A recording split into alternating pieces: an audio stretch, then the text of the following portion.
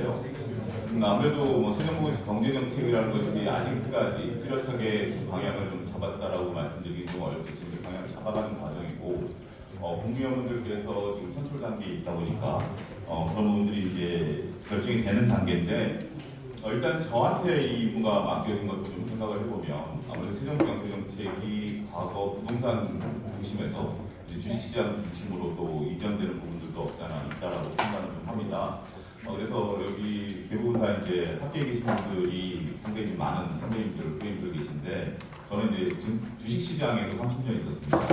그리고 이제 현재 지금 방송 쪽에서 한 8년 이렇게 하다 보니까 아무래도 이제 자산시장에서 보는 세정 경제정책 방향이 어떻게 느낌적으로 다가오는지 그리고 어떤 방향으로 나아갔으면 좋겠는지 그런 부분들에 대해서 조금 준비를 좀 해봤습니다.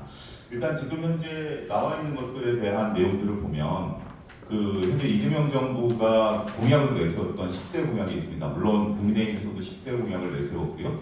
그런데 이제 10대 공약 중에 제가 경제와 관련된 5가지 공약을 발췌를 해봤습니다. 물론 정치적으로 볼 수도 있는 것들도 있고 여러 가지 이제 부분들도 있습니다만 그렇다고 하더라도 이 10대 공약 대부분은 다 경제와 연관성은 다 있습니다. 연관성을 뗄 수는 없는 부분들은 물론 있겠죠.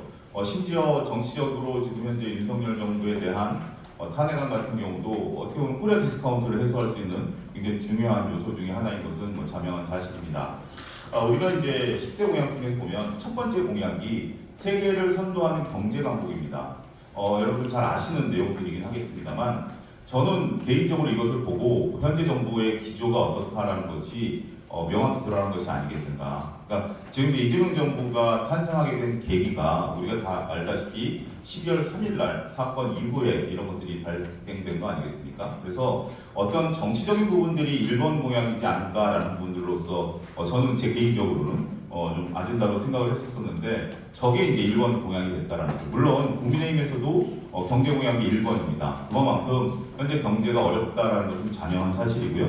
그런데 지금 이제 새 정부가 이제 공약집을 내세운 것들을 보게 되면 세계를 선도하는 경제 강국이라는 그러한 그냥 단순한 얘기들뿐만이 아니라 인공지능이라든지 콘텐츠, 방위산업, 벤처, 스마트 농업 이런 구체적인 방안들이 나열되어 있다는 거죠. 보통 우리가 이제 경제 아젠다라고 한다면 잘하자, 우리가 어디까지 갈 것이다 라는 부분들도 상당히 경제 마인드를 이제 되새기는 데 있어서 중요한 부분들이 되긴 하겠습니다만 이렇게 구체성을 띄었다는 것은 결국 여기에 이제 많은 관심이 정부의 관심이 들어갈 수밖에 없고 그렇게 된다면 대규모 자금이라든지 세제 혜택 같은 경우 제도적으로 뒷받침이 될 수 있는 부분들이 분명 존재하고 있기 때문에 경제를 살리자라는 부분들은 상당히 좀 중요한 부분들이다라는 점을 거듭 강조를 드릴 수밖에 없을 것 같습니다. 뒤에 가서도 다시 잠깐 언급드리긴 하겠습니다만 지금 경제 강국을 가기 위한 이러한 아젠다들을 설정한 인공지능이라든지 특히 이제 가장 중요한 게 이제 인공지능이겠죠. 과거 정부에서도 새로운 어떤 새 정부가 나타나면 새로운 경제에 대한 어떤 기대감 이런 부분들이 있는데 현실적으로 지금 우리 저성장에 빠진 한국 경제가 돌파구를 찾기 위한 가장 중요한 것 중에 하나는 인공지능이다라는 것은 자명한 사실이죠. 일단 질의응답에서도 이미 사전 질의가 와 있는 부분들이긴 합니다만 참 애매한 부분이기는 해요. 하지만 어찌됐든 정부가 인공지능과 관련된 분들을 정부부처 장관으로 또 임명을 하고 있고 할 예정이고 이러한 부분들이 상당히 긍정적인 부분들로 되지 않을까 싶습니다. 두 번째는 가계 소상공인 활력 증진을 위해 공정경제 실현인데요. 잘 아시다시피 이제 지역화폐에 대한 부분들 우리가 이제 다음 주면 이제 신청을 해서 받을 수 있는 부분들이고 또 이제 그 부분을 제외하고 난다라면 결국 가계 소득을 대통령께서는 그동안에 이제 말씀하신 것이 주식시장의 체질 개선을 통해서 모든 이제 서민들이 주식시장에서 부의 소득을 얻을 수 있는 방안들을 추진하겠다라고 말씀을 거듭하고 계시죠. 근데 주식시장에 있은 제가 느끼는 것은 과거 정부 확연히 다른 점이 바로 이런 점입니다. 그러니까 이제 보통 제 아내가 저보고 살을 빼라라는 얘기는 상당히 많이 합니다.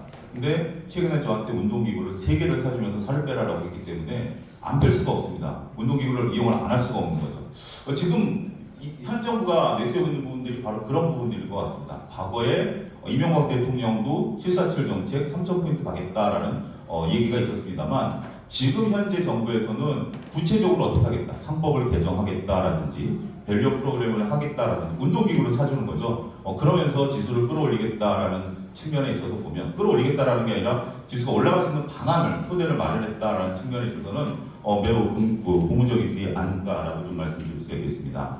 세 번째는 이제 부동산과 관련된 부분들이긴 합니다만 우리가 이제 세종시 행정도시 대통령실도 마련하겠다라고 국회도 이제 가겠다라고 이제 공약에 이제 들어가 있습니다.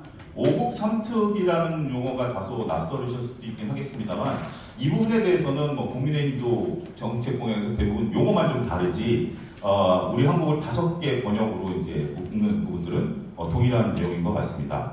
수도권과 동남권, 대경권, 중부권, 호남권으로 묶고요. 오특이라는 건 제주, 강원, 전북을 이제 특별화해서 지역 개발을 나서겠다라는 건데 자칫 이것이 이제 부동산 개발과 연결되어 있는 부분들 아니겠는가라는 연관성도 좀 있죠. 국민의힘에서는 이 부분에 대해서는 GTX라든지 직접적인 지역적인 부분들이지만 아직까지 이재명 정부가 제가 이제 언론 통해서 볼 때는 이런 어떤 그 광의 의미의 투자에 대한 부분들이 현재 지금 나타나고 있다라고 말씀을 좀 드릴 수가 있겠죠.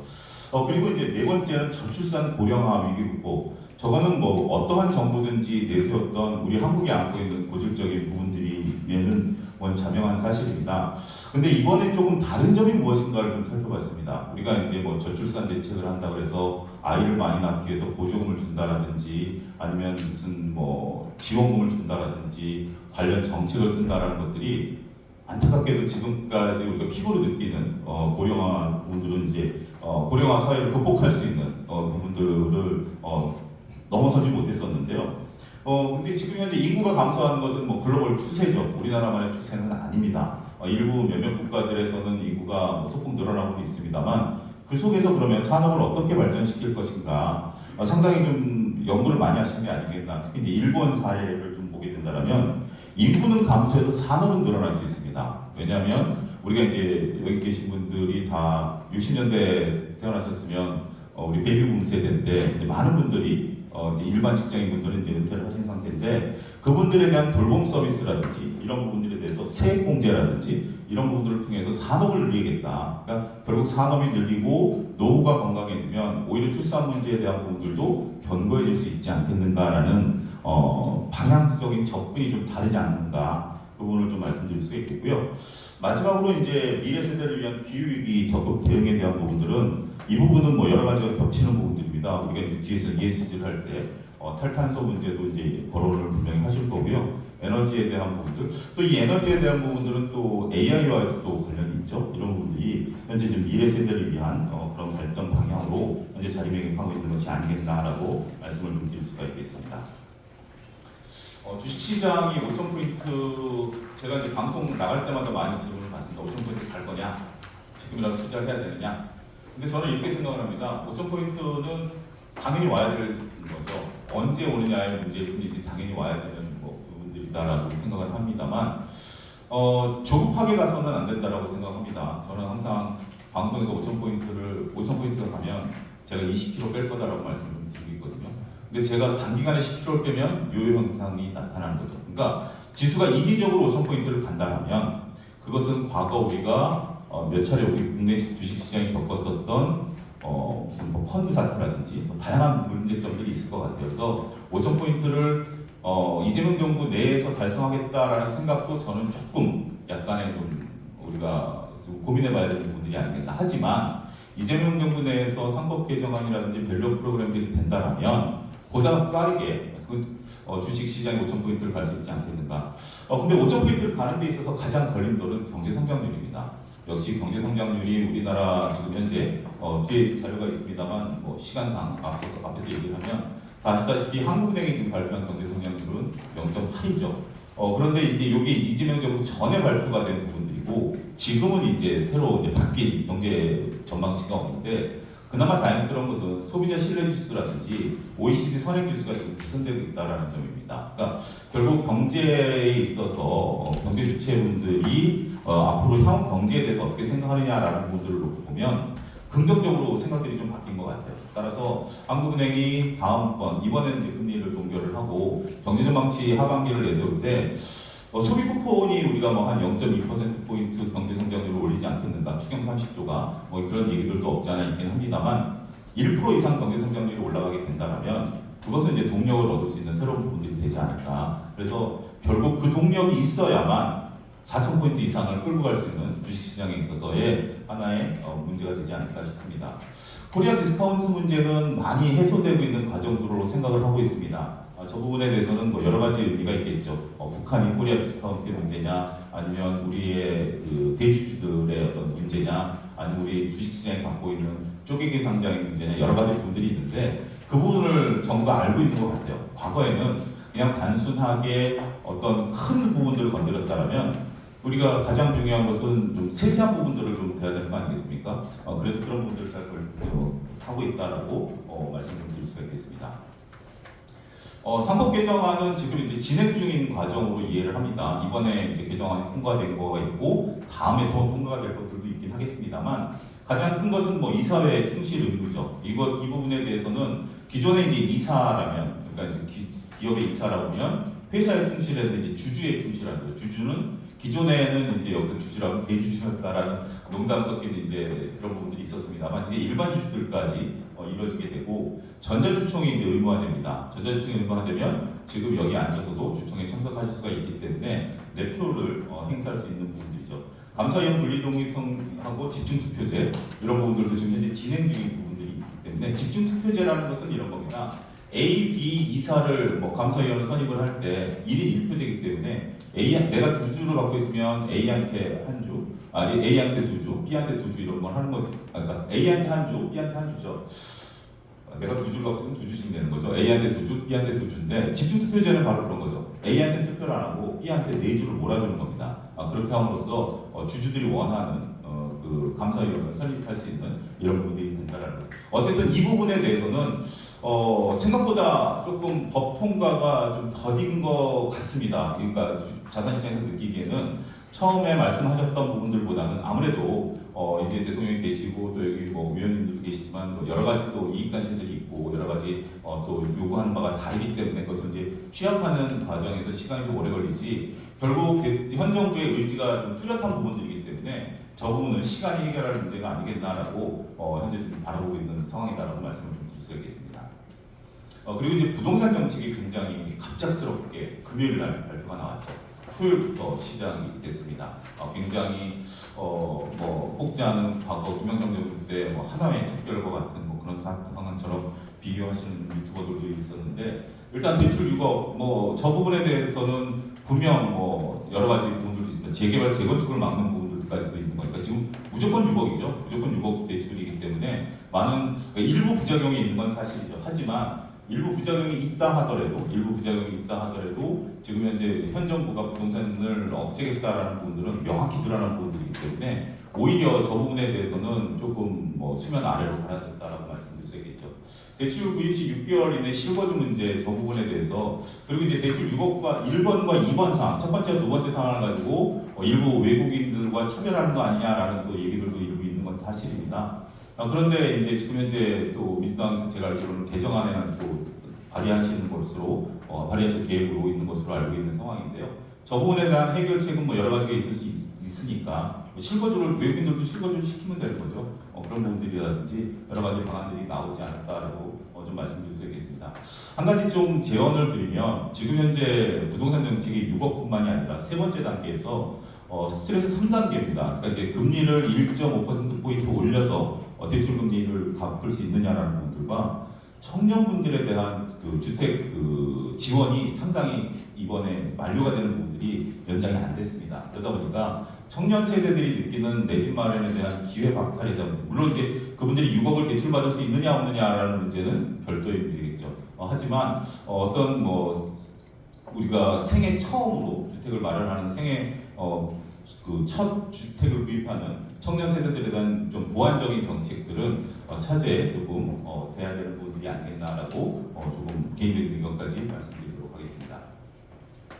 근데 정부에서 이제 추경하는 내용들이 좀 있는데요. 자산시장에서는 상당히 많은 것들을 이제 기대하고 있습니다. 아무래도 승수 효과가 좀 늘어날 수 있는 부분인데, 그리고 이제 추경 중에서 한 13조 정도는 이제 지역화폐로 되는 거죠.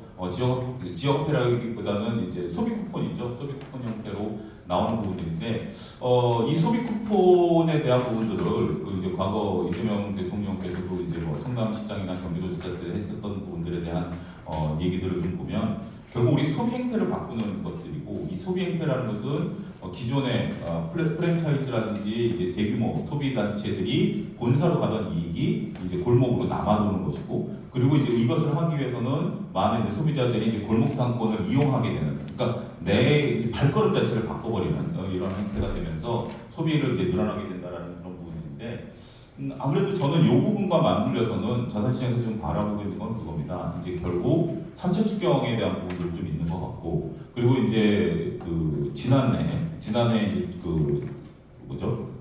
예산안 짤 때 아무래도 좀 이렇게 강하게 민주당에서 밀어붙였던 부분들을 조금 이제 보완해야 되는 부분들도 있는 것은 뭐 당연한 사실이겠죠. 이런 부분들이 이제 과연 3차 추경에 대한 부분들이 논의가 될지는 좀 모르겠습니다. 일부는 뭐 논의가 되는지 아닌지는 뭐 얘기가 있긴 하겠습니다만, 새 정부 정책이 저는 3차 추경에 반영되는 것에 대한 부분들도 좀 기대를 좀 하고 있습니다. 왜냐하면 국무위원분들이 이제 다음 달이면 다 선임이 되시지 않겠습니까? 그리고 이제 각 부처의 이제 업무라든지 이런 것들이 되고 나면 3차 추경과 관련된 부분들, 앞서 언급드렸던 첫 번째에 대한 부분들이 결국 여기에 다 들어가지 않겠는가 이렇게 보겠죠. 결국은 우리가 이제 주식시장에서 공약이 정책으로 진행되는 과정이 아무래도 이제 국무위원들이 선출되고 난 이후에 예산안과 같은 부분들이 아니겠나 이렇게 좀 말씀드리겠습니다.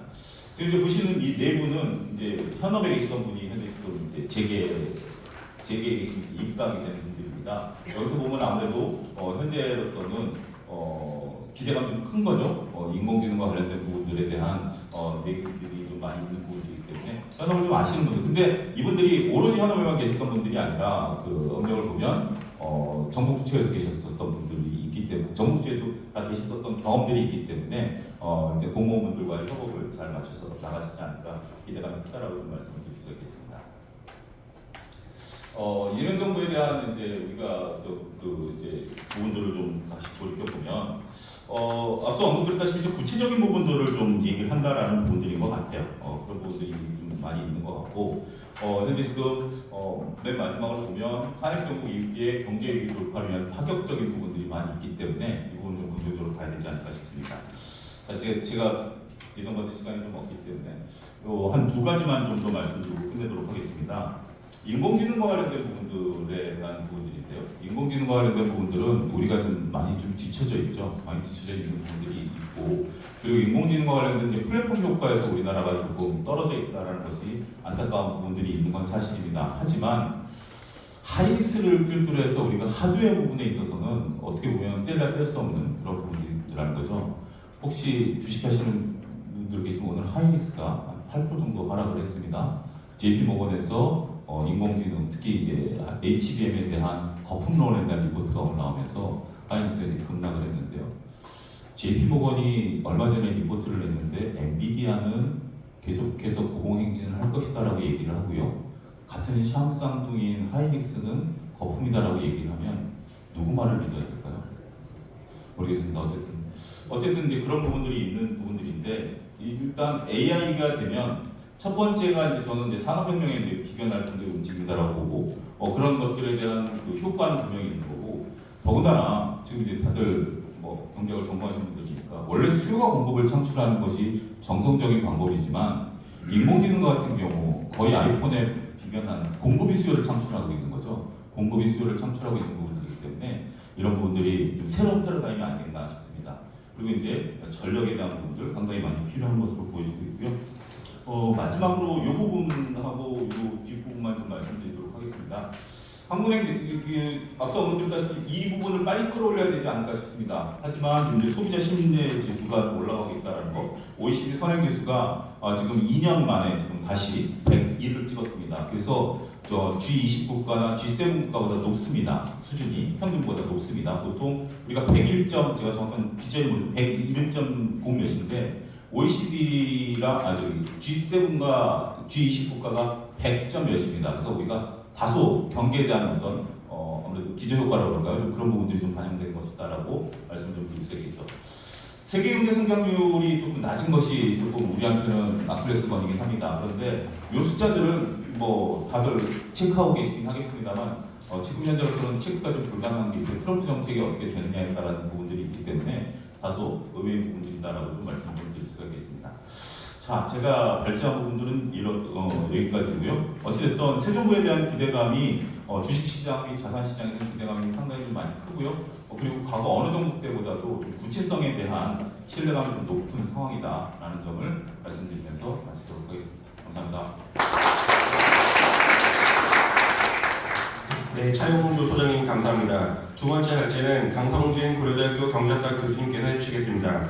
교수님은 활발한 연구 및 저술 활동을 하고 계시며 ESG 제도 이야기, 경제발전론, 국가 재창조 3대 전략 등 다양한 저서를 내시고 계시고 특별히 내년도 한국경제학회 회장으로 취임하실 예정입니다.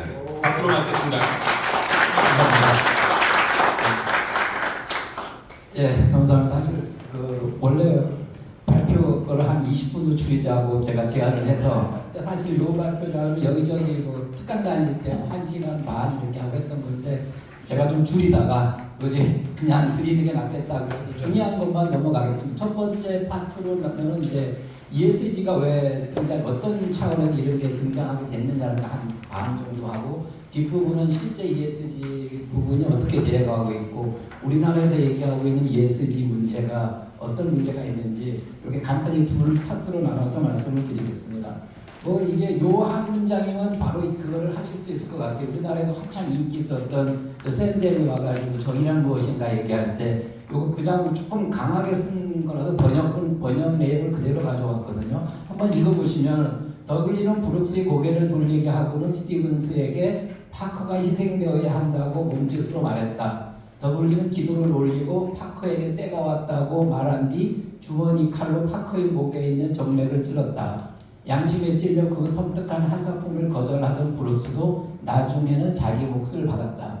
그렇게 세 남자는 파커의 살과 피로 나그를 더 연명하였다는 거거든요. 그게 뭐냐면 이 사람이 표류가 된 거예요. 4명이. 표류가 됐는데 먹을 게 없어진 거예요. 그럼 한 사람이 아픈 거예요. 아팠는데 이 사람들은 자기 아픈 사람을 희생을 시켜서 그 사람을 가지고 3명이 살았다는 거예요. 그럼 이분들이 돌아와가지고 박신호 판사하실 때니까 이분들에게 재판을 갔을 때 판결을 어떻게 내리는 게 정의로운 것이고 어떤 게 공정한 것인가가 샌들이 문제 제기를 하는 거예요. 과연 여러분이 봤을 때는 어떤 게 정의로운 거냐, 어떤 게 공정한 거냐. 근데 그래서 보통 우리가 경제학적으로는 가장 우리 경제학자들이 많이 하는 게 공리주의 사상이죠. 4명의 유틸리티를 다 합쳤을 때 하나는 제로고 나머지는 플러스니까 아니면 한 명을 만약에 그 사람이 안 건드렸으면 4명 다 죽었을 거거든요. 그래서 공리주의 입장에 우리가 전통적으로 경제학 쪽에서는 앞에 걸 선호를 하죠. 근데 샌델은 마지막 거예요. 그게 선이냐, 그게 공정하냐, 그게 정의로우냐라는 거죠. 이 문제를 제기하는 거예요. 제임스 힐 두 번째는 이제 그 중간에 있다는 거라서 가장 간단히 비교하는 거는 두 사람이 케이크를 갖고 와가지고 한 사람은 케이크를 자르게 하고 나머지 한 사람은 나누게 하면 가장 공정하게 자를 것이라는 건데 실질적으로 우리 사회과학에서는 이런 문제가 있잖아요. 문제 제기는 할 수 있다는 거죠. 그 문제 제기를 했는데 그 문제 제기했을 때 대책이 과연 실효성이 있느냐, 그 대책이 과연 의도하는 효과를 내놓을 수 있느냐. 결국은 1, 2, 3 우리가 보통 전통적으로 얘기하는 정의로운 것, 공정한 것이라는 것이 결국은 어떤 인간의, 어떤 개인의 판단하고 공동체라는 판단하고 다르다는 얘기죠. 그래서 샌델은 아무리 책을 읽어도 해답은 안 줘요. 공동선이 중요하다는, 이게 공동체가 중요하다는 거거든요. 커먼 것이 중요하다는 것. 그럼 당신은 어떤 이런 문제에 대해서 어떤 해답을 줄 것이냐는 거예요. 그게 이제 우리가 사회과학에서 그 해답을 줘야 되거든요. 판사님들은 판결을 내려줘야 되잖아요. 그럼 어떤 그 세 사람한테 어떤 죄를 물을 수 있느냐는 거죠. 그래서 그 부분이 부딪히는 게 이겁니다. 우리는 경제학에서는 이기주의라고 그러죠. 개인이라는 부분하고 공동체라는 게 정치적으로 오른쪽 가면 정치적으로 하고 진보니 좌파니 우익은 나오지만은 우리 경제학 쪽에서 이 개인주의 이기주의 시장 메커니즘이라고 보시면 된다는 거죠. 그다음 오른쪽에 공동체 사회 조직이라는 게 하나의 정부의 역할이라고. 그러니까 이 경제학에서는 이 개인이라는 시장 메커니즘하고 공동체 조직이라고 하는 정부의 끊임없는 싸움이라는 거죠. 어떻게 보면은 윈윈이고 어떻게 보면 대립관계가 있다는 얘기예요. 근데 우리 경제학에서 배울 때는 가장 먼저 배울 게 인간은 이기적이다. 이기적인 행동의 주변에서 우리가 미시경제학이 지금도 배우는 내용이 똑같거든요. 우리 경제학에서도요. 근데 이제 정부라는 역할에 대해서 잘 안 가르친다는 거죠. 근데 이 두 부분이 끊임없이 부딪히는 부분인데 그게 우리 사회에서 이런 부분의 갈등 구조가 나타난다는 거죠. 경제 성장이라는 시장 메커니즘하고 소득 분배라고 하는 재무 매조 쪽에 정부 역할이 이게 가장 경제학 쪽에서는 이게 대립관계라고 생각을 많이 했다는 거죠. 경제 성장과 환경도 마찬가지입니다. 경제 성장이 되면 환경이 나빠진다고 생각을 하는 거죠. 그 다음에 우리가 코로나 방역 때 코로나 방역을 강하게 하면 경제 성장에 영향을 받는다고 해요. 이러한 변수들이 과거에는 대립관계라고 생각을 했었고 경제학 하시는 분들도 경제 성장 공부하면 환경을 빼놓고 했다는 거죠. 또 환경 하시는 분들은 경제 성장을 빼놓고 얘기를 했다는 거죠. 근데 이 부분이 과연 그런가 현실적으로 우리 경제 성장과 소득 분배를 보더라도 선진국을 유럽 가면은 우리보다 잘 사는 나라들이 소득 분배가 훨씬 좋거든요. 환경도 선진국 갈수록 환경이 더 좋죠. 과거에 나빴었지만은 감염병도 선진국일수록 더 방어를 잘하죠. 아프리카 같은 나라들은 이 코로나의 문제가 왜 심각하냐? 다른 질병들이 워낙 많기 때문에 코로나에서 사망이 그렇게 다른 질병하고 같이 간다. 근데 우리 같은 경우는 다른 질병에서 사망하는 경우가 많지 않거든요. 그러니까 코로나가 굉장히 중요해진다는 거죠. 이런 부분들이 과거에 우리 경제학이나 이쪽에서는 모두 다 대립관계로 생각을 해왔다는 거죠. 그리고 또 그렇게 가르쳤고요. 근데 현실적으로 보면은 아까 말씀드렸던 금방 넘어가겠습니다. 이 부분은 우리가 아담 스미스가 얘기하는 자유주의니 개인주의니 이기주의지 얘기할 때는 전부 산업혁명 시대 얘기했다는 거예요. 산업혁명 시대 우리 경제학에 제일 많이 배우는 게 자유방임주의, 보이지 않는 손, 야경국가 우리 경제학 처음 배워. 이게 정부가 없는 사회죠. 정부는 야간의 경찰 역할만 하는 가장 전형적인 정부자본주의 시대죠. 그러니까 개인주의만 있었던 거예요. 이기주의하고. 그때가 우리 역사상 가장 빠르게 성장하게 표 간단히 보시면은 1500년에서 1820년 사이에 1인당 GDP가 연평균 0.04% 증가했는데 1820년에서 1992년 한 200여 년 동안은 100여 년 동안 거기 산업혁명 시기 이후에가는 연평균 2.21% 증가했거든요. 이때는 뭐냐면 모든 것을 다 시장과 개인에만 맡겨두면은 경제 성장이 가장 빠르다라고 했던 시대죠.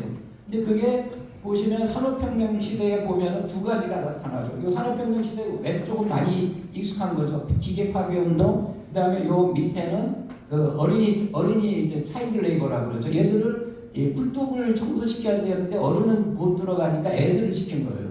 이런 문제점이 등장하고 마르크스 엥겔스는 이런 자본주의는 끝날 것이다라고 예측을 한 거죠. 이게 지금 우리가 얘기하는 자유방임주의고 개인주의고 이기주의에만 의존했을 때 시장에만 의존했을 때 이 문제점을 등장한 거고 마르크스 엥겔스는 자본주의는 문제점들을 본 거죠. 보면서 이 자본주의는 끝날 것이다라고 예측을 했던 게 마르크스 엥겔스죠. 그래서 대공황이 오면서 우리가 두 가지 측면이 나타나는 거예요. 우리 거시경제학, 경제학 쪽으로 거시경제학이 가는 거고 이 케인스에 등장하면서 수정자본주의, 즉 이때부터는 뭐냐면은 개인 시장 메커니즘만 가지고는 경제가 갈 수가 없다라고 하는 거죠. 이때 케인즈가 등장해. 이때는 정부가 개입해야 된다는 거죠. 그 등장한 게 세 가지입니다. 우리가 보통 얘기하면 댐을 세웠다 이것만 얘기하는데 이때부터 두 번째 보시면은 전형적인 미국에서 사회보장법이라는 게 그때부터 등장을 합니다. 뉴딜 정책이라는 것이 단순히 전국산업부흥법에서 경제 성장만이 아니라 이 노동관계법, 복지법, 이 사회복지가 공식적으로 등장하기 시작합니다. 그래서 우리가 뉴딜이라는 것은 단순히 경제성장 정책만이 아니라 노동 문제, 복지 문제가 그 자본주의 문제점을 해결하는 공식화된 법제화되게 물론 1800년대 말부터 조금씩 생기지만은 이 우리가 보통 뉴딜 정책의 세 가지의 핵심적인 안이라는 건 경제성장 정책, 사회보장 정책, 전국 노사관계 문제, 노동조합 문제가 등장했다는 거죠. 반면에 지금 왜 아까 말씀드린 케인스가 이런 문제를 해결한다. 뉴딜 정책이라는 게 결국은 시장 메커니즘이 안 되니까 정부가 개입하라는 얘기거든요.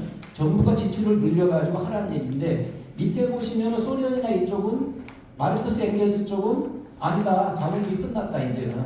끝났으니까 대공황이라는 걸 자본주의 메커니즘을 설명을 못하니까 소련을 보면은 오른쪽 표에 보시면 1950년대, 60년대까지는 연평균 5% 이상을 성장합니다. 소련도요. 그래서 미국이 이 루스벨트 대통령이 그 책에 보면은 그런 내용이 나옵니다. 미국 대통령이 그 자기 파견단을 유럽으로 보내가지고 유럽으로 보내서 배우게 했는데 비공식적으로 소련을 갔다 왔다는 얘기도 있다는 얘기거든요. 그리고 미국에도 집단 그 농장처럼 그거를 하나 실험을 했다는 얘기가 나옵니다. 그 책 우리가 이제 여기 책에 언급을 안 했습니다만 그 당시만 해도 소련이 급속하게 성장하고 자본주의 체제는 대공황으로 몰락한다고 판단 내렸기 때문에 루스벨트 대통령이 사회주의 정책을 가져온 거죠. 시장 메커니즘을 그대로 둔 상태에서요. 그래서 이제 5%씩 성장을 하기 때문에 이제 그런 식으로 했는데 이걸 보시면은 근데 왜 우리가 지금의 모습으로 와 있느냐라는 거는 중국 같은 경우는 미국 대비를 보면은요. 중국이 1949년 공산화돼서 78년 등수평이 개혁개방 정책할 때까지 미국의 5% 이상을 벗어나지 못합니다.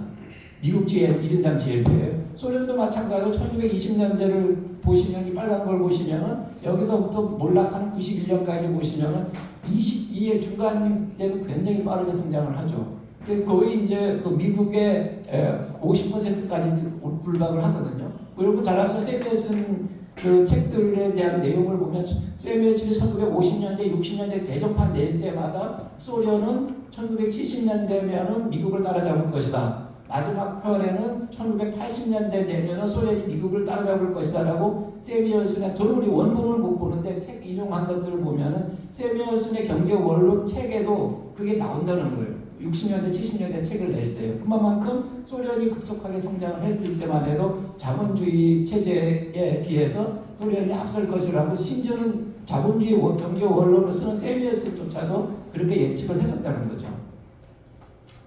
그게 뭐지? 이제 80년대로 오면은 계속 이제 그 반복되는 건데 이제 부분이 뭐냐면 70년대, 60, 70년대는 케인즈의 자본주의 국가들도 선진국들도 이게 사회주의 정책을 들여오면서 정부의 개입이 늘어납니다. 그래서 영국 같은 경우도 보면은 100대 기업 중에서 한 60%를 국유화했다는 거거든요. 그래서 우리가 영국 병에서 탄광 노조 문제 나오고 철강 노조 문제 나오고 오른쪽은 유명한 얘기죠. 레이건 행정부가 노동조합의 지지를 받고 나오잖아요. 그러면서 그 당시에 1981년에 그 당시에 아마 이 관제사들이 공무원이었던 것 같아요. 그래서 13,000명이 파업을 합니다. 파업을 했는데 레이건 대통령이 72시간인가 그 시간에 돌아와라. 그래서 11,359명이 안 돌아옵니다. 안 돌아와가지고 해고를 해버려요. 해고를 해버 당시에는 처음에는 영원히 관제사를 못하게 만들었어요. 그러다가 나중에 이제 북비련하게 법을 개정을 했다고는 하는데 이게 결국은 뭐냐면 시장 메커니즘에 의존했다가 케인스에 의한 정부에 의존했다가 정부가 너무 많이 의존하니까 또 비효율이 나타나니까 대처하고 레이건 행정부가 등장하면서 이게 이제 다시 시장 메커니즘으로 돌아가게 되는 거고요. 요거를 보시면은 한국을 보시면은요, 1인당 GDP를 보시면 한국이 필리핀을 한 1960년대 말에 이제 앞서기 시작하고요. 콜롬비아는 1970년대 중반에 콜롬비아를 앞서기 시작하고 아르헨티나를 1990년대에 앞서기 시작하고요. 여기에 빠진 게 베네수엘라입니다. 베네수엘라가 지금 1인당 GDP가 안 나와요. 이게 그 한 7, 8년 전에만 해도 월드뱅크 데이터를 보면 1990년대 중반쯤이면 우리가 베네수엘을 앞서기 시작합니다. 그리스는 2000년대 들어오면 그리스를 앞서기 시작하고요. 이게 우리가 보통 얘기하는 뛰어넘기라 그러죠. 리프로깅이나 뛰어넘기라 해서 보면 그리스, 브라질, 아르헨티나, 베네수엘라가 전형적인 이제 복지 포퓰리즘을 했던 나라들이에요. 근데 이게 우리나라에서 얘기하는 포퓰리즘 그 정도는 아무것도 아니에요. 베네수엘라 같은 경우는 국민들한테 냉장고를 하나씩 나눠줬는데 그럼 다 국민들이 좋아했거든요. 근데 문제는 채울 게 없다는 거죠. 냉장고 안에 넣을 물건이 없다는 얘기죠. 그 정도고 우리가 IMF나 이런 데이터들을 인터넷 뒤져보면은 이 믿어지실지 않을지 모르지만 베네수엘라 2018년에는 1년 인플레이션 얼마인지 알아요? 13만 %라고 합니다.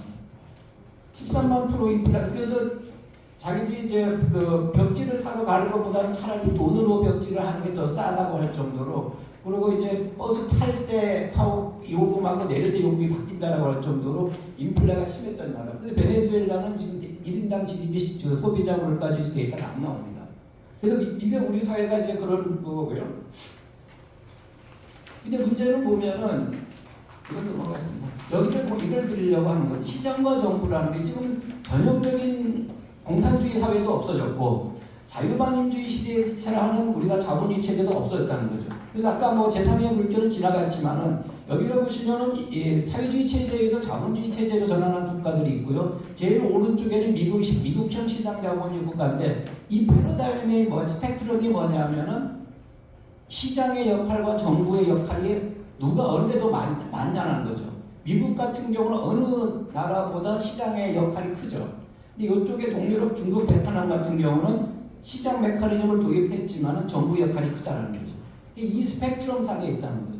근데 어느 체제가 우월하냐는 걸 아무도 모른다는 거예요. 그래서 지금 보시면은 요 책이요, 두 책이 자본주의 4.0 책하고 이 앤더슨 뭐 여러분 잘 아시겠지만 이 제3의 길 한 책들을 보면은 자본주의 체제라는 게 1.0, 2.0, 3.0 세대 변화가 2008년 금융위기 때는 시장과 모르겠다는 거예요. 어떤 게 더 좋은지. 시장과 정부는 서로 장단점을 갖고 있기 때문에 뭐가 좋은지 모르겠다. 그렇지만 각 나라별로 경제 정책을 시행해서 그 정책이 효과가 좋으면 그걸 좋다고 판단 내린다는 거고요. 앤서니 기든스는 뭐 중도 좌파, 중도 우파죠. 실제로 중도 좌파라고 많이 하는데 여기 사회주의 좌파 정책에다가 우파 정책을 가져와야 된다는 건데 마찬가지로 이제 우파에다가 좌파 정책을 가져오면은 제3의 길이 되는 이런 게 이 체제가 계속 바뀌었다는 얘기죠. 그래서 지금 보면은 이 부분이 결국 아까 처음에 다시 돌아가면은 경제 성장하고 환경하고 사회 발전 우리가 계속 대립적인 관계로 공부를 했고 또 우리가 그렇게 가르쳐 왔다는 거죠. 그래서 경제 발전 패러다임의 전환이라고 하는 건 이게 같이 가는 방향으로 가야 된다는 거예요. 같이 가는 방향이 뭐냐는 게 어려운 거죠. 뭐 경제 성장은 잘 아실 거고 친환경, 뭐 사회 발전은 소득 분배, 빈곤, 형평, 교육기회, 역량 강화, 젠더 이슈 다 포함되는데 이 세 가지를 같이 가게 해야 된다는 거예요. 과거에는 환경 상관 안 하고 사회 발전 생각 안 하고 경제 성장 쪽으로 많이 갔는데 이제는 그 패러다임이 인정받을 수가 없다는 거예요. 그래서 나오는 게 뭐 쭉 나옵니다. 그 MDG, 뭐 지속 가능 발전, 뭐 이게 전부 그거를 갖기 위한 유엔 차원의 정책들이고요. 이것뿐만 넘어가겠습니다. 그래서 지금 보면은 말씀드린 대로 결국 자본주의 체제나 전형적인 사회주의 체제는 없어졌고요. 그럼 체제가 변했다는 얘기죠. 변했는데 시장과 정부가 어떤 국가들이 다 이걸 조합을 시킬 수밖에 없는 구도라는 얘기죠. 그 시장만 많이 데려오다 되는 것도 아니고 정부가 더 역할을 한다고 되는 것도 아니고 어느 것이 우월하냐고 얘기할 수 없다는 거예요. 근데 우리 경제학 쪽에서는 이 주주자본주의가 아주 미시경제학 할 때 뭐 효용 극대화, 이윤 극대화하는 게 결국 뭐냐 주주자본주의거든요. 밀턴 프리드만이 얘기하는 모든 가용한 자원을 이용하여 최대의 이익을 얻고 이를 통해 주주이익을 극대화하는 게 기업 경영의 목표고 그것이 기업 경영의 사회적 책임이다라는 게 밀턴 프리드만이 얘기했던 그걸 우리가 주주자본주의라는 얘기를 쓰죠. 근데 이게 바뀌었다는 얘기죠. 뒤에서 나옵니다만은 비즈니스 라운드 테이블이라는 2019년에 한 181명인가요? 미국에 있는 그 CEO들이 연대 서명을 해가지고 이런 선언문을 발표를 하죠. 기업의 결정은 더 이상 주주이익을 극대화하는 데 그쳐서는 안 되며 직원, 고객, 사회 전체 등 모든 이해 당사자, 스테이크홀더들의 이해 관계자들을 같이 고려한 경영을 하겠다라고 하는 선언문을 발표합니다. 2019년이에요. 그다음 세계경제 포럼에서 이해관계자 자본주의라는 그 책자가 나옵니다. 그 이해관계자는 누구냐? 소비자, 주주만 포함되는 게 아니라 소비자, 종업원, 납품업체, 지역사회 등 그 회사를 경영하는 데 연관되는 모든 이해관계 경제 주체들이죠. 그분들에 대한 고려하면서 경영을 해야 된다라고 하는 게 2010년대부터 쭉 나오고 한 2006년대 정부터 나오기 시작하는데요. 이게 나오기 시작했다는 거예요. 그러니까 우리 경제학에서 얘기하는 미시경제학에서 얘기하는 이윤극대화라는 게 주주의 이윤극대화 그 개념을 이제 벗어나야 된다는 얘기죠. 그래서 나온 게 이해관계자 자본주의고 보시면은 여기 보시면 아까 말씀드렸던 지금 ESG로 들어가는데요. 기업 경영의 목표라는 것이 주주자본주의에서 이해관계자 자본주의로 가야 된다. 그게 좀 오른쪽입니다. 오른쪽에 보시면 경영을 하는데 환경도 고려해야 되고요. 사회공헌도 고려해야 되고 지배구조도 고려해야 된다는 겁니다. 그래서 이해관계자가 말씀드렸던 주주만이 아니라 소비자, 종업원, 거래 납품업체, 지역사회인데 앞에서 여러 가지 유엔 투자 원칙 해가지고 나왔던 게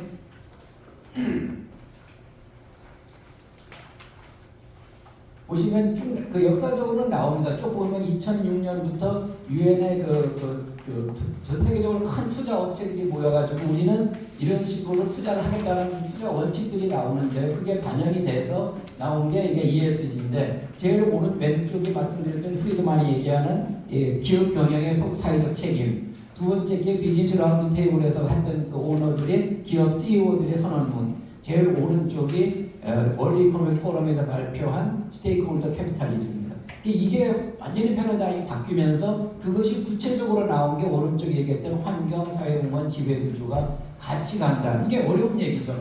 옛날에 보면 과거에 기업 경영하신 분들은 재무적인 지표만 보면 되는 거거든요. 재무 지표만 보면 되는데 이제는 사회공헌도 봐야 되고 거버넌스, 지배구조가 얼마나 이걸 봐야 된다는 얘기거든요. 이게 구체적으로 뭐냐는 게 이제 지표로 나오는 거죠. 이런 식으로 한국도 많이 나오고요. 이런 지표들을 많이 만들어냅니다. 지금도 보면은 한국 ESG 이름이 좀 바뀌어서 ESG 기준을 평가해서 이제 각 회사들에 대한 ESG 지표들을 만들어내는데 이게 홈페이지나 이런 데 가보면 구체적인 지표를 안 내놔요. 이 사람들 왜 이런 식으로 지표를 만들었냐는데 기업마다 다 인덱스를 만들고 있습니다. 이 부분들이요. 그래서 보면은 쭉 나오고 있고 국내도 이제 국내가 문제가 되는 건데 여기 보시면 국내에도 이제 KESG라 가지고 나와요. 나오는데 지금 보시면 모건 스탠리나 이쪽에서 ESG라는 거 환경, 사회, 지배구조 나오는 지표하고 그 다음에 한국에서 정부에서 지금 하려고 하는 이 ESG 지표가 굉장히 차이가 많습니다. 근데 문제는 뭐냐면은 모건 스탠리나 이쪽 보시면은요.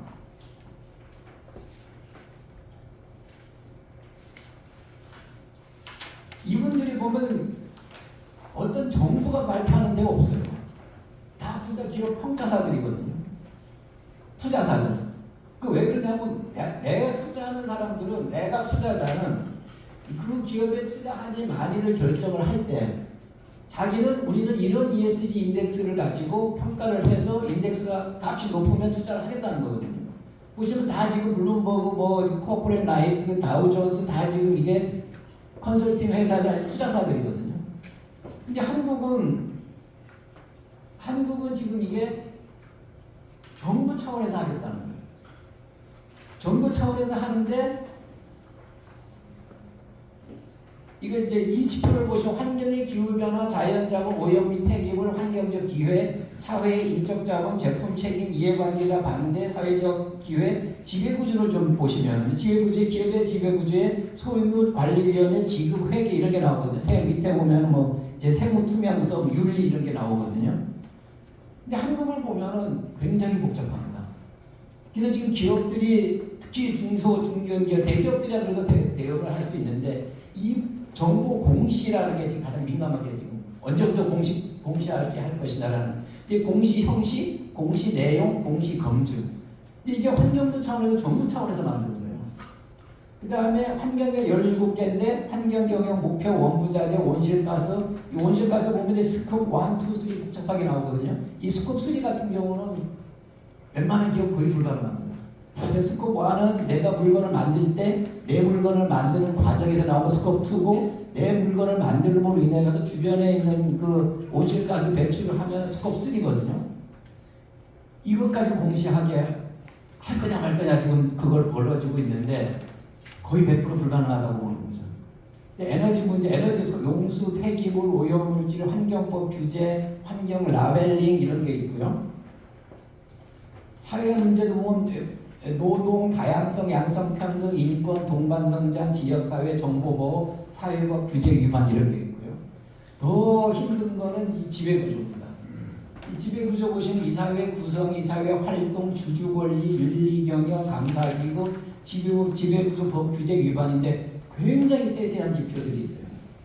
이걸 KESG라고 해서 정부 차원에서 만들어서 배포를 하고 공시를 시키겠다, 의무 공시를 시키겠다. 그러면 공시를 어느 범위까지 할 것이냐, 누구까지 할 것이냐 이런 문제들이 지금 복잡하게 남아 있는 거죠. 이제 저는 두 가지 문제점을 얘기하는 게 정부가 투자할 것도 아니고 국민연금도 하고 있습니다. 국민연금도 내부적으로는 그 ESG 인덱스를 만들어서 평가를 하고 있지만은 공개는 아직 안 하고 있거든요. 이제 정부 차원에서 해가지고 이거를 하겠다는 거죠. 근데 그게 과연 올바른 것이냐라는 문제예요. 투자사들이나 컨설팅 펌들이 아니고 정부 차원에서 하겠다는 거고 굉장히 세밀하다는 거죠. 세밀하면 결국은 뭐냐? 대기업들은 그래도 나름대로 할 수가 있어요. 근데 중소기업, 중견기업들은 거의 불가능하다는 거예요. 그럼 이거를 정부가 지원을 해줄 수 있느냐? 정부 차원에서 컨설팅해서 이 지표들이 왜냐하면 데이터로 나오는 지표들은 괜찮은데 이 데이터로 안 되는 지표들을 어떻게 만들어낼 것이냐 굉장히 세세하게 되어 있습니다. 그래서 세 번째 문제는 뭐냐면 ESG 인덱스가 외국 컨설팅 펌들이 만들어낸 인덱스가 있고 정부에서 만든 KESG 인덱스가 있는데 삼성이나 SK나 아니면 어떤 그 회사에 대해서 평가를 내릴 때 상반된 평가가 나올 수 있다는 거죠. 예를 들어서 외국 컨설팅 모건 스탠리 지표로는 A라는 기업이 좋게 나와요. 이거 너 투자할 수 있어. 그런데 한국에서 나오는 KESG 지표 가지고는 이 기업은 ESG 지표가 낮아. 그럼 한국 입장에서 보면 투자하면 안 되는 기업이 되는 거고 글로벌리 보면은 투자할 수 있는 기업이 된다는 거죠. 이걸 어떻게 트레이드오프 관계를 어떻게 해결할 것이냐. 그래서 이게 KESG가 어떤 기업 차원에서 만들면 괜찮은데 정부 차원에서 만들다 보니까 모든 기업이나 모든 한국에 있는 투자자들이 따를 수밖에 없거든요. 이 문제를 어떻게 해결할 것이냐는 문제가 있는 거죠. 그런 부분이 있고요. 그래서 지표 하나는 제가 안 넘어가겠습니다. 뭐 우리나라들은 많이 하고 있습니다. 많이 하고 있는데 이거 뭐 온실가스 감축이라든가 대기업들은 다 하고 있거든요. 포스트홀딩스 이거 언론에 많이 나온 걸 제가 요약을 하는 마이크로소프트 미국 같은 경우도 이제 그 마이크로소프트사 같은 경우에 하고 있고요. 여러 가지 그 ESG 인덱스 하나 드리는 스타벅스를 한번 드리면 이 스타벅스가 우리가 공정무역이라는 게 있어요. 마지막으로 드리는 이 공정무역이라는 게 뭐냐면은 스타벅스라는 그 기업이 커피 원두를 사다가 소비자한테 팔 때 그게 너무 그 빈을 만드는 원 생산자들한테 적게 지불한 거 아니냐. 그 살 때는 원두는 굉장히 싸게 사고 소비자한테 비싸게 파는 거 아니에서 이 공정무역이라는 얘기가 등장을 했거든요. 그래서 스타벅스는 어떻게 했냐면은 이 사람들은 빈투컵이라 그래가지고 이 블록체인 기술을 써가지고 우리가 저는 안 해봤는데 블록체인 기술을 써가지고 그거를 들어가면은 원두를 어디서 샀고 원두를 얼마에 사가지고 모든 소비자의 유통 과정을 다 블록체인으로 해주겠다는 거거든요. 근데 하고 있다는 저는 못 해봤는데 그래서 이걸 커피 재배 농부부터 시작해서 최종 소비자까지 다 해준다는 얘기죠. 이 기업의 입장에서 뭐 스타벅스 우리는 정당하게 그 빈을 살 때 원두를 살 때 정당하게 지불하고 있다는 걸 보여주는 거죠. 이게 이제 스타벅스가 하고 있다는 거고요. 나머지는 뭐 이게 그 빌 멜린다 게이츠인데 두 분이 이혼을 해가지고 지금 홈페이지가 잘 그걸 지금 되어 있는데 하여튼 아프리카가 보시면은 이 게이츠 파운데이션 웬만한 나라 다 들어가 있거든요. 이 기업이 돈을 벌어가지고는 아프리카에 그거를 하고 있다는 거고요. 그래서 이분들이 돈을 사회적 책임 이런 부분을 굉장히 세게 하고 있는 거죠. 그래서 마지막으로 이 자본주의 제자나 유엔 홈페이지 가보면 해피털리즘이라는 게 등장을 합니다. 해피털리즘이라는 게 자원 중심의 어떤 체제잖아요. 근데 이제 우리가 부탄에서 먼저 등장을 한 건데 유엔 차원에서 이런 그 스토리가 있는데 그 어떤 항공공항 라운지에서 그 부탄 왕이 그 미국 영국의 기자한테 질문을 받은 게 당신들 나라의 1인당 소득이 얼마냐 그러니까 낮잖아요. 낮으니까 이 사람 대답을 뭐냐면은 소득이 돈이 다가 아니지 않느냐 하면서 답을 하고 자기 나라 와서 그랜드 해피니스 인덱스라는 걸 만들었어요. 자기 부탄의 그 행복 지표라는 걸 만들어서 그게 유엔에서 받아들여져 가지고 2012년에 그래서 매년 그 3월 20일인가요? 3월 20일을 세계 행복의 날로 정해 가지고 요 그 캐피털리즘 다음에는 해피털리즘이 아니냐라고 유엔 차원에서 등장하고 그만큼 이 이게 어떤 그 캐피털리즘이라 그러면 처음 말씀드리면은 개인주의, 이기주의라는 차를 굉장히 시장 메커니즘 중심인데 이제 경제발전 패러다임이 바뀌면서 같이 간다는 즉 스테이크홀더 캐피털리즘으로 바뀌고 있고 개인이라는 이기주의도 공동체라는 게 같이 들어가고 있고 그래서 공동체와 개인이 같이 들어갈 수 있는 그런 메커니즘으로 자본주의 체제가 바뀌어야 되고 결국은 궁극적으로 가야 될 것은 캐피털리즘이 아니냐. 모든 인간들이 모든 사람들이 행복한 쪽으로 가야 되는 게 아니냐라는 건데 결론적으로 공동체가 굉장히 강조되고 있다. 지금 그게 지속가능 발전이니 ESG니 등장하는 게 경영이라는 차원에서 ESG는 경영이거든요. 그래서 지속가능 발전이라는 하나의 국가의 경제 발전 패러다임인데 그런 식으로 움직이고 있다. 이게 움직이고 있다는 얘기는 결국은 우리가 같이 갈 수 있는 사회가 어떤 사회냐. 같이 가는데 먹고 살면서 같이 가야 되니까 그 부분에 대해서 강조하는 게 ESG가 된 거고 기업 경영 차원에서는 ESG라는 경영이라는 게 다시 등장하게 되고 이게 피할 수 없는 거다는 거예요. 피할 수 없는 게 우리가 아무리 생산을 많이 하고 그 물건을 잘 만들어도 CBAM이라는 게 있잖아요. 유럽에 수출을 지금 2026년부터 하겠다는 건데 탄소 배출 스코프 1, 2, 3를 다 지금 공개하라는 얘기거든요. 자기네 유럽 쪽으로 수출을 하려면 그 데이터를 가지고 탄소 배출이 많으면 관세를 매기겠다는 거예요. 그러니까 우리가 아무리 경제 성장을 해서 그 에너지를 많이 쓰는 걸 만들어 좋은 물건을 만들어도 결국은 가서 관세를 물리게 되기 때문에 기후변화나 에너지나 이걸 고려하지 않는 경제 성장이라는 건 앞으로 불가능하다. 기업 경영도 마찬가지다. 그런 차원에서 ESG 경영이라는 게 등장하고 있는 거고 뭐 세세한 지표들은 뭐 제가 그 데이터에 있으니까요. 한번 참고하시면 되고 이런 ESG가 왜 등장하게 됐는지 그다음에 한국의 ESG 지표라는 것이 어떤 문제가 있는지 이 정도만 간단히 말씀드리겠습니다. 고맙습니다. 네, 감사합니다. 저는 토론을 위해서 잠깐 장내 정리를 하겠습니다. 하는 동안